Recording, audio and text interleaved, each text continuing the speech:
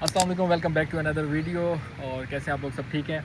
तो आज हम यहाँ पे वॉक कर रहे थे तीतीवंशा, तो आज हम एक वीडियो नई रिकॉर्ड कर रहे हैं। रिजवान भाई को यहाँ पे हो गए हैं पूरे 11 साल। तो ये 11 साल की एक वीडियो है, देखेंगे एक्सपीरियंस कैसा रहा, क्या क्या चीज़ें, क्या क्या हर्डल्स आई और कैसे एक दूसरी फील्ड जो है वो कंसल्टेंसी की फील्ड में कन्वर्ट हुई, वो भी ज़रूर जानेंगे। तो कैसे आप ठीक हैं? जी अल्हम्दुलिल्लाह, आप सुना। अल्हम्दुलिल्लाह ठीक ठाक। तो बताएं कि मलेशिया कब आए थे, क्यों आए थे और क्या रीज़न थी? अच्छा, आया था मैं 2015 में और मेरे यहाँ से मैं लैंड किया था 2015 जनवरी 24 जनवरी को। ओके। 24 जनवरी।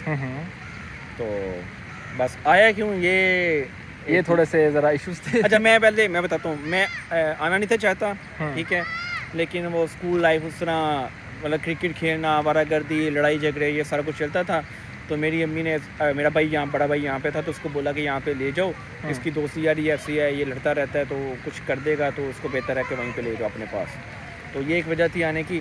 मैं बिल्कुल भी मलेशिया आना नहीं था चाहता। इवन के सेकंड लास्ट डे जब मेरा पाकिस्तान में था, तो मैंने अपना बैग भी नहीं था खोल के देखा कि मेरे कौन कौन से कपड़े हैं उसके अंदर। तो वो बस आए। फिर जब आए तो फिर ये सोचा था कि अब जब तक मैं ये पैसे लगा के ये पूरे नहीं करूँगा, मैं वापस नहीं जाऊँगा। तो सबसे पहले आपने जो यहाँ पे काम वगैरह किया था या जो जॉब की थी, तो वो कौन सी जॉब थी? अच्छा देखें, यहाँ पे ना मेरा आधा खानदान इधर है। मेरे कोई अगर कज़न, क्लोज कज़न देखूँ तो 20-25 हम लोग हैं यहाँ पे अपने फैमिली के।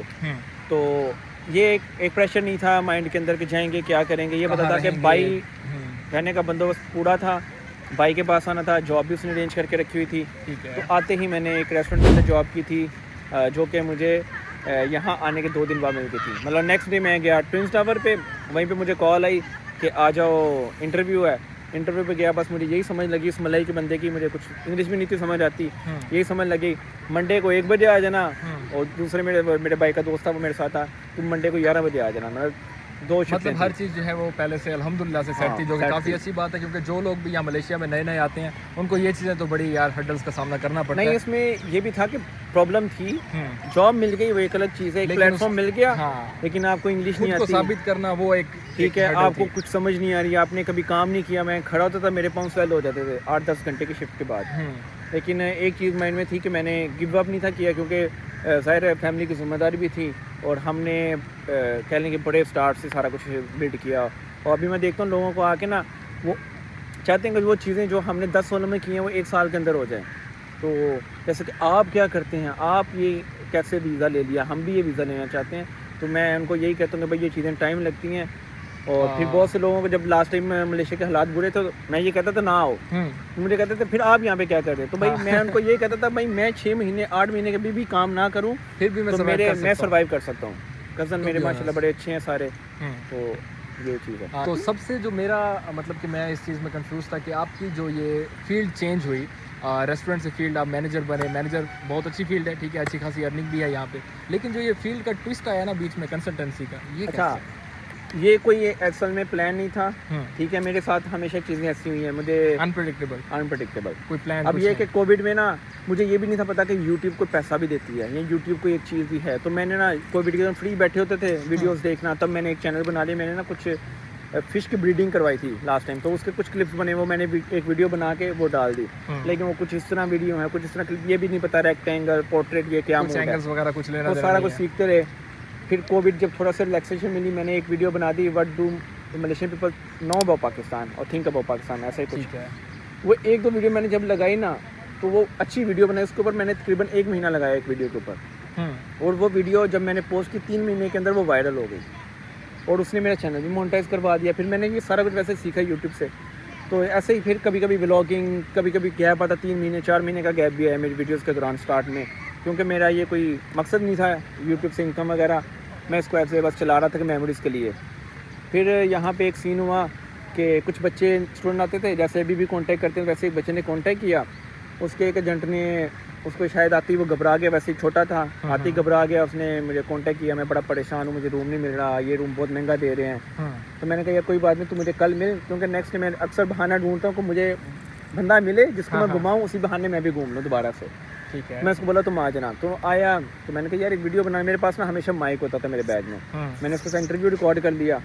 अब उसका जो कंसल्टेंट था उसने इस चीज़ का केला खा गया, केला खा के اس نے اس بچے کو گالیاں دی, اس کو گھر سے نکال دیا. وہ بچہ کہیں اس کو میں نے کہیں اور رش کروا دی اکوموڈیشن, ٹھیک ہے. پھر اس کے بعد اس نے اس کو ایک کالج کے اندر جا کے تھپڑ مارا اور بولا کہ بلا اس یوٹیوبر کو ساتھ گالیاں دی. اور مجھے اس نے کال کی کہ مجھے اس نے مارا ہے اور کہہ رہا ہے کہ بلا اس کو. تو میں پھر وہ ذرا آگی عزت پہ بات آگی, میں چلا گیا وہاں پہ. جا کے میں نے بولا بھائی میں نے کالج والوں کے سر پہ چڑھ گیا کہ بھائی میں کیس کرواؤں گا یہ وہ. ایون کہ اس کا اب ہے لڑائی, چلو ڈیٹیل میں نہیں جاتے, ڈیٹیل میں نہیں, چلو بتائیں.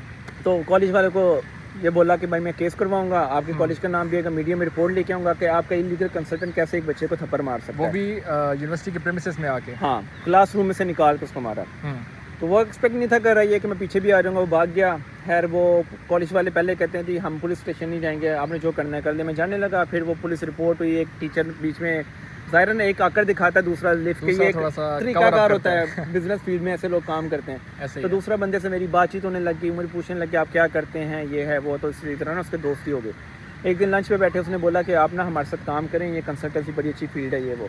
تو میرا کوئی انٹرسٹ نہیں. میں نے کہا چلیں ٹھیک ہے. میں نے ایگریمنٹ بھی کر لیا اپنے نام پہ, میں پاکستان چلا گیا. میں نے کوئی اسٹوڈنٹ کوئی آج تک بھی اس کالج میں ایک بچہ بھی نہیں بھیجا ویسے وہ میرا پہلا ایگریمنٹ تھا. پھر میں پاکستان گیا تو میرے کچھ ایک دو رشتہ دار اور ایک دو دوست تھے وہ جو آنا چاہ رہے تھے. ورک ویزا بند تھا, تو اسٹڈی ویزا کے لیے میں نے اور ایریکن کالج کے اندر جانا میرا شروع ہوا. تو وہاں پہ نا سارے اسٹوڈنٹ مجھے جانتے تھے. تو وہاں کا مارکیٹنگ میں ایک بندہ تھا جو میرا ٹیم ممبر ہے, ٹھیک ہے, اس سے میری بات چیت شروع ہوئی. تو کہتا یار تمہیں لوگ اتنا جانتے ہیں, تم کام کیوں نہیں کرتے یہ. پھر مجھے یہ تھا کہ وہ میرا محسن, اس نے مجھے سکھایا, میں نے اس کے ساتھ کام کیا. وہ تھوڑا کام کرتے کرتے آگے ٹیم بنتی گئی, لوگ آتے گئے, وہ اعتبار بنتا گیا. وہ جو ایک گیپ تھا نا کہ کنسلٹنٹ وہاں سے بھیج دیتے, یہاں پہ کوئی ہیلپ نہیں تھا کرتا اسٹوڈنٹس کو, ٹھیک ہے. مطلب وہ صرف جسٹ ایئرپورٹ تک کنسلٹنسی, وہ کہہ لو کہ کام جو ہے نا میں نے بڑے اچھے طریقے سے کیا. میں نے پہلے کو 10 اسٹوڈنٹ میں جتنا کمایا ان کے اوپر لگ گیا. اکوموڈیشن, فری اکوموڈیشن, کھانا کھلانا, ان کو گھمانا پھرانا, لیکن اس سے نا مارکیٹنگ بہت اچھی ہوگی. پھر ریفرنس ہوتے نا الحمدللہ. مجھے ویسے جے نے یہ بھی بولا جب میں جاب کرتا, یہ میں پارٹ ٹائم کرتا تھا, مجھے کہتا جاب چھوڑ دو. میں کہ یار جاب نہیں میں چھوڑا, وہ تو میرا پیشن ہے. لیکن وہ پھر کام کتنا ہو گیا. پھر یہ کہ جاب میں بھی نا وہ ایک بندے کے اندر اکڑ سی میرے میں آ گئی. مجھے لگتا ہے کہ میں پھر نا وہاں پہ مطلب ٹائمنگ میں نے 6-8 گھنٹے سے زیادہ کام نہیں کرنا, یہ وہ تھوڑی سی چیزیں میرے اندر نیگیٹیوٹی آنے لگ گئی. پھر مجھے لگا کہ یہ ٹائم ہے کہ مجھے اب جاب چھوڑ دینی چاہیے. پھر میں نے جاب چھوڑ دی. ایک ٹائم ہوتا تھا. تو یہ جو ساری چیزیں تھیں یہ تو خیر ماضی کی تھیں. اب بات کرتے ہیں کہ جو ابھی پریزنٹ کے اندر چیزیں ہیں. تو مجھے اب یہ بتائیں کہ ابھی کتنے ہاسٹلز ہیں ہمارے پاس بوائز کے؟ ابھی ہمارے پاس بوائز کے 4 ہاسٹل ہیں اور فیمیل کا ایک ہے 5. بوائز کے 2 بکی جلیل اور 2 ایک چوکٹ, ایک سنتول, اور لڑکیوں کا ہے وہ سری رمپائی اس طرف. تو کیا ایوریج رینٹ کیا چل رہا ہے جو کہ ہم اسٹوڈنٹس ایک چارج کرتے ہیں شیئرنگ کے اندر؟ فیمیل کا تو زیادہ ہے کیونکہ وہ ہمارے لڑکوں کی خیر ہے, ہم تو ایک دوسرے کے بستر پہ بھی سو جائیں گے, یہ نیچے بھی سو جاتے ہیں, ٹھیک ہے. تو جو لڑکیوں کا ہے وہ اپروکسیمیٹلی 500 to 600 ڈپینڈ کرتا ہے, اور لڑکوں کا 400 چل رہا ہے انکلوڈنگ یوٹیلیٹیز, جس میں گیس کے پیسے بھی اپنے پلے میں ڈال رہا ہوتا ہوں. کیونکہ یہ سلنڈر لے کے آئیں گے 30 رنگٹ 32 رنگٹ کا مہینے میں ایک دفعہ 2-3 روپے اکٹھے کریں گے. میں کہتا ہوں میرے کھاتے میں ڈال دو. ٹھیک ہے. ویسے ایک ایوریج اگر رینٹ کوئی آپ سے پورا روم لینا چاہتا ہے, لیکن ابھی تو ہمارے پاس اسپیس وغیرہ کوئی نہیں ہے, تو بھی ہم دیکھیں یہ آپ کو پتہ ہے, آپ میرے ساتھ رہتے ہو, ہاسٹل جو ہے لاس ہو رہا ہوتا ہے اس میں, ٹھیک ہے. کوئی اس میں بزنس پروفٹ والا وہ ایک مارکیٹنگ کی ٹیکنیک تھی. اور یہ کہ اسٹوڈنٹس کو جن سے وعدہ کیا, جن کے پیرنٹس میرے بھروسے اپنے بچوں کو بھیج رہے ہیں, تو ان کو اپنے پاس سیف جگہ پہ رکھنا وہ ایک سب سے بڑا چیلنج تھا, جس کے لیے ہاسٹل بنائیں. ورنہ اس کے اوپر آپ دیکھو کہ کتنا میرا پیسہ انویسٹ ہوا پڑا ہے, ڈپازٹ میں, فرنیچر میں, باقی چیزوں پہ, پھر اس کی مینٹیننس, ڈیپریسیشن, سارا کچھ آتا ہے. تو ایٹ دی اینڈ یہ لاس میں جاتے ہیں. لیکن یہ کہ ایک مارکیٹنگ ٹیکنیک ہے, میں نے ذرا ڈفرینٹلی کام کرنا شروع کیا تھا اس فیلڈ میں, تو جس کی وجہ سے کام بھی اچھا چل رہا ہے. لیکن یہ کہ ہاسٹل جو ہیں وہ صرف میرے اپنے اسٹوڈنٹس کے لیے ہیں, باہر کے بندوں کو نہیں ہم اکوموڈیٹ کرتے. صحیح ہو گیا. تو ابھی جتنے بھی لوگ یہ ویڈیو ہماری دیکھیں گے ڈیفینیٹلی وہی لوگ دیکھیں گے جو کہ ملیشیا کے بارے میں سرچ کر رہے ہیں. تو مجھے یہ بتائیں کہ کون سے ایسے لوگ ہیں جو کہ ملیشیا بھی آنا چاہ رہے ہیں, اور کن ویزاز کی جو ریشو ہے اس ٹائم ملیشیا میں اچھی چل رہی ہے کہ وہ یہ ویزاز لگوائیں تبھی وہ ملیشیا سیف طریقے سے. دیکھیں اگر تو آپ کوئی آئی ٹی میں بہت ایکسپرٹ ہیں تو میں بولوں گا کہ آپ کوئی بھی یہ چھوٹے موٹے ویزوں کی چکر میں نہ پڑیں. آپ ملٹی نیشنل کمپنیز میں اپلائی کریں جہاں پہ آپ کو جب ویزا ملے, ٹھیک ہے, ساتھ آپ کی جاب بھی سکیور ہو, ساتھ آپ کی فیملی اگر آ رہی ہو وہ بھی سکیور ہو. یہ چیزیں بہت ضروری ہیں. باقی نارمل ورک ویزا جو چھوٹے موٹے سیکٹر رہتے تھے, گارڈنر, پلانٹیشن, کنسٹرکشن, اس کی کالنگ اوپر نیچے ہوتی رہتی ہے, اس میں کافی پرابلمس آنے, جس کی وجہ سے لوگ ادھر اسٹڈی یا وزٹ ویزا پہ آ رہے ہیں. ٹھیک ہے لائک اسٹڈی ویزا کی ابھی ریشو تو آئی تھنک ابھی 90+95. اچھا اس میں یہ بھی ہے کہ یہ اس لیے نہیں ہے کہ کوئی اور ویزا نہیں اس لیے لوگ اسٹڈی پہ آ رہے ہیں. اس کی وجہ یہ ہے کہ یورپ دوسری طرف بہت پرابلم آنا شروع ہو گئی ہیں اور لوگوں کو اس سے پہلے ملیشیا کا بہت زیادہ پتہ بھی نہیں تھا. مطلب جب ہم آئے تھے تو ہمیں نہیں تھا لگتا کہ ہم سنتے تھے ایک بڑا بندہ نا پلازے کے اندر یہ پڑھنے آیا ہے, ٹھیک ہے, لیکن ہمیں ڈاؤن ہوتا ہے یار یہاں پہ پڑھنے کون آتا ہے, پاگل ہیں یہ, ہم یہ سمجھتے تھے. لیکن جب اس فیلڈ میں آئے پھر ہمارا لگتا ہے مجھے لگتا ہے اب کام کے لیے کون آتا ہے تو لوگ پڑھنے آتے ہیں. تو آپ فیلڈ کا ذرا فرق ہوتا ہے. تو ابھی آپ کو آئی تھنک 11 سال ہو گئے ایسے ہی ہے. تو آپ کی فیملی وغیرہ جو بھی ہے وہ سارے پاکستان میں موجود ہے, لیکن آدھی فیملی کزنس وغیرہ سب ادھر ہی ہیں. جو لوگ یہاں پہ رہتے ہوئے یہ سوچتے ہیں کہ یار ہم اپنی فیملیز کو بھی یہاں پہ شفٹ کر لیں, تو ان کے بارے میں کیا کہیں, کرنا چاہیے نہیں کرنا چاہیے, یا کتنی انکم ہونی چاہیے کہ وہ اپنی فیملیز کو یہاں پہ؟ یار یہ تو ہر فیملی کا اپنا سسٹم ہے, لیکن بہت سے ہمارے لوگ جو ابھی میں دیکھ رہا ہوں نئے آنے والے ہیں وہ موویز کو دیکھ کے نا یا ٹک ٹاک کو دیکھ کے ویژولائز کر کے یار یہ چیزیں ایسی ہو رہی ہیں, میں بھی کام کروں گا, بیوی بھی کام کر لے گی, بچے ہم کہیں اور یہ کر لیں گے. لیکن وہ یہ نہیں سوچتے کہ جتنی آپ کی سیلری اتنا تو آپ کے بچوں کا خرچہ ہو رہا ہوگا.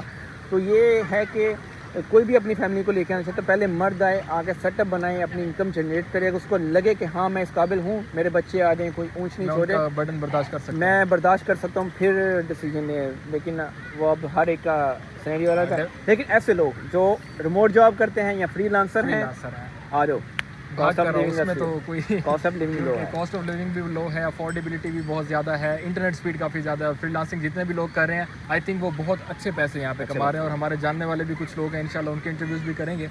تو آئی تھنک یہی ویڈیو تھی. کچھ اور بتانا ہے یا کچھ اور شیئر کرنا ہے یا ویڈیو کو اینڈ کرنا ہے؟ باقی یہی ہے. اب دیکھیں میں یہ کہتا ہوں کہ جب آپ آئیں, اب میں جب آیا تھا میرے مائنڈ میں کوئی پلان کچھ بھی نہیں تھا, ٹھیک ہے, اور ان پلان میرے گھر والے یہ تھا کہ 1-2 سال یہ رہ لے, اس کی ذرا طبیعت سیٹ ہو جائے تو واپس آ جائے گا. پھر یہ کہ مجھے یہ تھا کہ جب میں آیا ہوں تو میں پیسے لگا کے میں نے یہ پورے کر کے جانا ہے. میرے بھائی نے بڑی ایفرٹ کی تھی, بڑا بھائی میرا وہ بھی پاکستان میں ہے, وہ 5 سال گزار کے چلا گیا. تو کہتا ہے 5 سال تم لگا لو, 5 سال ایک چھوٹا بھائی لگا لے گا, بس ٹھیک ہے, پریکٹس ہو جائے گی, کیونکہ پریکٹس سیکھتے بہت کچھ ہو.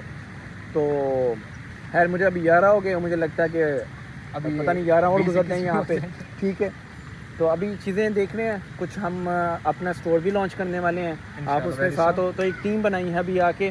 تو ابھی بس یہ کہ میں کہتا ہوں کہ پیڑ جو لگا تھا اب پھل کھانے کا ٹائم ہے, تو میں پھل کھا کے ہی جاؤں گا, ابھی جلدی نہیں جاتا ہوں انشاءاللہ. بالکل ایسا ہی ہے. تو بس یہی ہے کہ ہم نے ایک چھوٹی سی ویڈیو بنانی تھی, میں نے کہا کہ آج ویسے ہی گھوم رہے ہیں تو ایک ویڈیو بنا لیتے ہیں اپنی جرنی کے اوپر, کہ جو چیزیں فیس کی, جو چیزیں اچیو کی, وہ ساری چیزیں شیئر کرتے ہیں. باقی انشاءاللہ ملتے ہیں نیکسٹ ویڈیو میں, تب تک کے لیے اللہ حافظ.